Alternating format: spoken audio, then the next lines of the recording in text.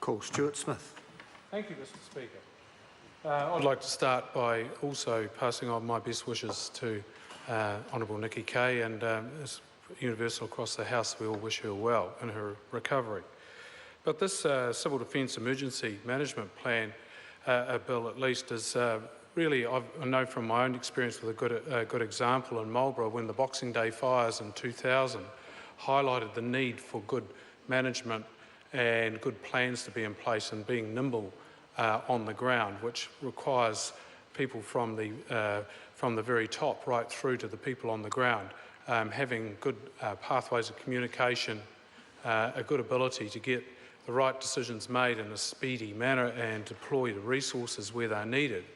But in that Boxing Day fire, there were a lot of lessons learnt, and I remember standing on the side of the hill witnessing an argument which I thought might come down to physical disagreement between the person who was controlling the gang that I was in trying to fight the fire, and there was a severe disagreement about how the fire should be handled, and I wondered where that was going to go. In the meantime, the fire continued to burn.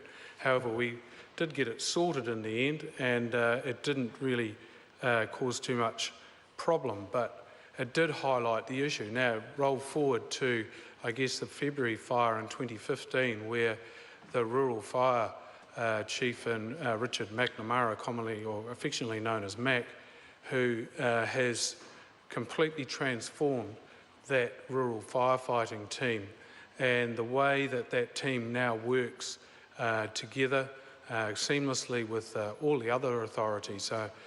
Unfortunately, in that fire, a helicopter actually crashed with 11 helicopters flying, ferrying water up in the monsoon buckets to put the fire out, and just due to very strong winds and one of the cables onto the monsoon bucket hooked around the skid on the helicopter, and the swift water and the wind, he wasn't able to keep up with it, and it crashed into the riverbed. But that aside, the way that fire was controlled, it was phenomenal.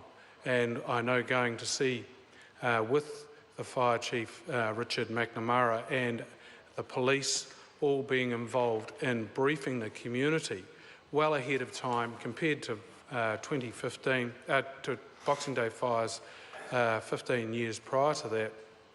It was absolute chaos. This particular time, the police, the fire department, all there, the council, briefing people on what they had to do if the fire turned to cause a problem where they were, the ways out, how it was all going to be handled.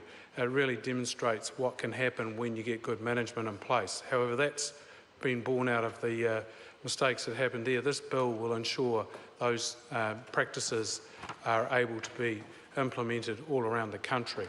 And so, Mr. Speaker, it's with great pleasure I commend this bill to the House.